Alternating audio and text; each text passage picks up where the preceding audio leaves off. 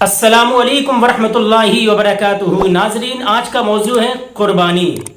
قربانی کے مسائل، مالک نصاب کسے کہتے ہیں اور مالک نصاب کب بندہ بن جاتا ہے، اور کیا عورت پر قربانی ہے یا نہیں، جانور کی عمر کتنی ہونا چاہیے، کن کن جانوروں پر قربانی ہے، پوری ویڈیو دیکھیں گے، سارے مسئلے میں آپ کو بتاؤں گا انشاءاللہ تعالی۔ صاحب نصاب یعنی جس کے پاس 7.5 تولہ سونا ہو یا پھر 52.5 تولہ چاندی ہو۔ 52.5 تولہ چاندی کی قیمت تقریباً 45,710 روپے بنے گی۔ سونے چاندی کی قیمت گھٹتی اور بڑھتی رہتی ہے۔ قربانی کے دنوں میں چاندی کی قیمت معلوم کر کے حساب لگائیں۔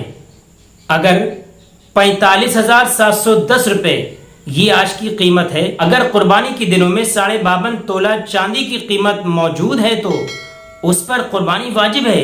قربانی واجب ہونے کے لیے مال پر سال بھر گزرنا ضروری نہیں۔ جی ہاں ناظرین، آپ نے سنا، میں سمجھتا ہوں کہ ہر انسان زیادہ تر قربانی کے لائق ہے۔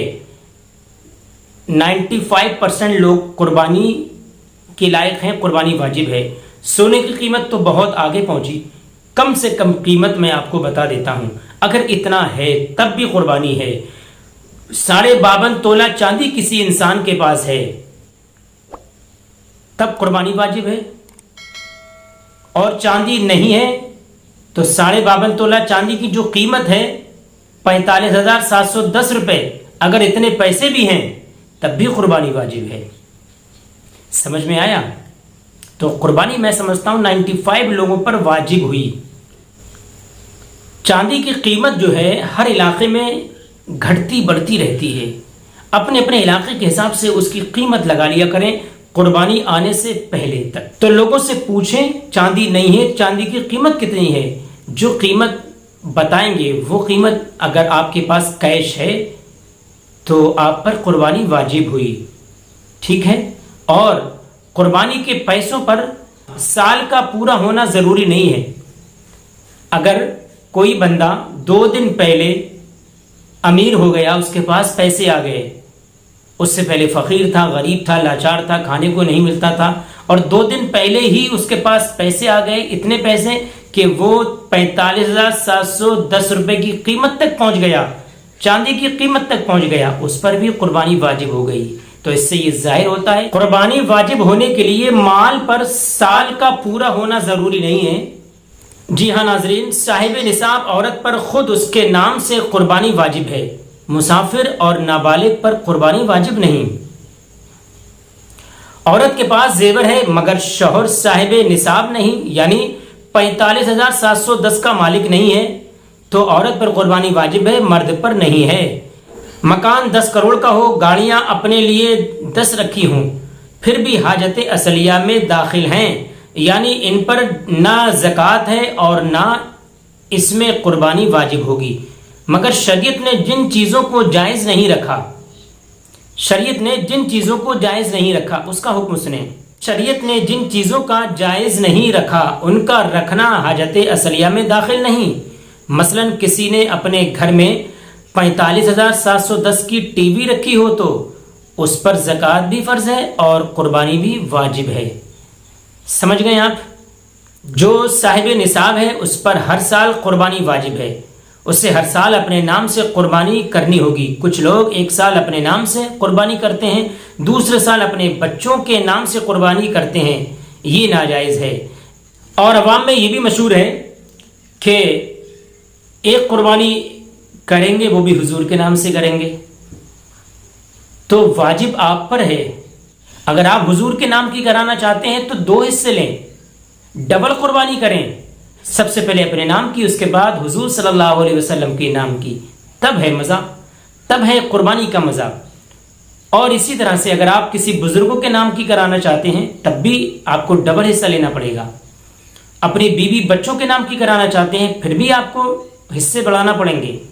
اپنے ماں باپ کے نام کی کرانا چاہتے ہیں پھر بھی آپ کو حصے بڑھانا پڑیں گے، ایک حصے سے کام نہیں چلے گا۔ اور اپنے مرنے والوں کے نام کی کرانا چاہتے ہیں، ماں باپ اگر دنیا سے چلے گئے ہیں پھر بھی آپ کو حصے بڑھانا پڑیں گے، یعنی کہ آپ کا حصہ تو کمپلسری ہے، ہر انسان کے ساتھ کمپلسری ہے۔ آپ اپنے نام کی پہلے کرائیں گے آپ کے پاس اتنا اثاثہ ہے، اتنا پیسہ ہے کہ 1 نہیں 2 نہیں 3 نہیں 4 نہیں، جتنی چاہو کراؤ، مگر اپنے اوپر کی پہلے کراؤ گے، اور آپ کے پاس اتنا نہیں ہے، صرف ایک ہی قربانی کرانا چاہتے ہیں اور اتنی ہمت نہیں ہے، تو کسی کی نہ کرائیں، سب سے پہلے آپ پر واجب ہے، آپ کی ہوگی۔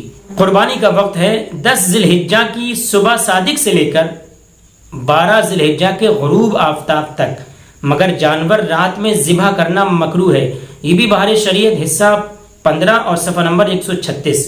چونکہ گاؤں میں عید کی نماز نہیں ہے، لہٰذا وہاں سورج نکلنے کے ساتھ ہی قربانی ہو سکتی ہے، مگر شہر میں جب تک کہ پہلی نماز نہ ہو جائیں قربانی نہیں ہو سکتی، چاہے اس نے پڑھی ہو یا نہ پڑھی ہو۔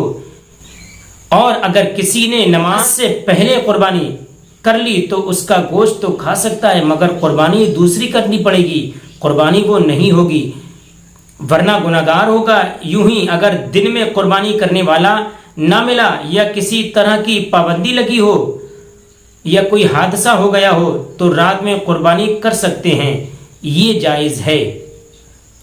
جانوروں کی عمر کتنی ہونا چاہیے؟ اونٹ کی عمر 5 سال، گائے بھینس کی عمر 2 سال، بکرا بکری کی عمر 1 سال، اور بھیڑ یا بھیڑ کا بچہ 6 مہینے کا۔ اگر 6 مہینے کا بھی ہے تب بھی چلے گا، ان پر قربانی ہو جائے گی۔ جی ہاں ناظرین، میں نے آپ کو بتایا کہ اونٹ کی عمر 5 سال، بھینس کی عمر 2 سال، گائے کی عمر 2 سال، بکرے کی عمر 1 سال، بکری کی عمر 1 سال، اور بھیڑ اس کی عمر 1 سال، 1 سال سے بھی کم ہے، 6 7 8 مہینے کا ہے اور دیکھنے میں خوب تکڑا تندرست لگ رہا ہے، تب بھی 6 مہینے سے کم نہیں ہونا چاہیے، تب بھی اس پر قربانی ہو جائے گی، وہ صرف بھیڑ کے بچے کے لیے ہے۔ اور اگر بیچنے والے آپ سے یہ کہیں کہ یہ 1 سال کا بکرا ہے، ہمارے گھر کا پلا ہوا ہے، جھوٹ بول بول کے آپ کو بتائیں گے، سمجھائیں گے، آپ یقین کر کے اس بکرے کو لے جاؤ گے، یا بھینس کو لے آؤ گے، یا اونٹ یا گائے کو لے کر آ جاؤ گے۔ اور گھر پر کچھ اس طرح کے انوبھو لوگ ہیں، جانکار لوگ ہیں، جن کو تجربہ ہے جانوروں کو پہچاننے کا کہ ہاں اس کی عمر کتنی جچ رہی ہے، اگر ان لوگوں نے بتا دیا کہ یہ عمر مکمل نہیں ہے، اس میں یہ عمر 1 سال کی نہیں ہے، اور بڑا جانور ہے تو عمر 2 سال کی نہیں ہے، اگر وہ لوگ کہہ رہے ہیں کہ یہ غلط کسی نے آپ کو دے دیا، تو فوراً جاؤ اس کو واپس کرو۔ اگر واپس نہیں کراؤ گے تو اس پر قربانی نہیں ہوگی، 1 دن بھی اگر کسی میں کم ہے تب قربانی نہیں ہوگی۔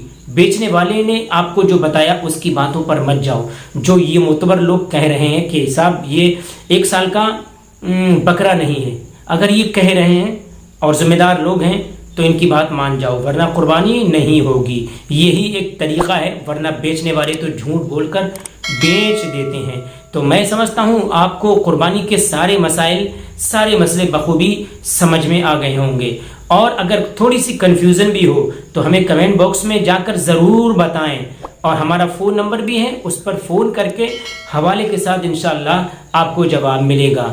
میں سمجھتا ہوں آپ کو ویڈیو پسند آیا ہوگا، اور یہ باتیں اپنے عزیزوں کو ضرور بتا دیں۔ چلتے ہیں، دعا میں یاد رکھیں، نماز کی پابندی کریں، خدا حافظ۔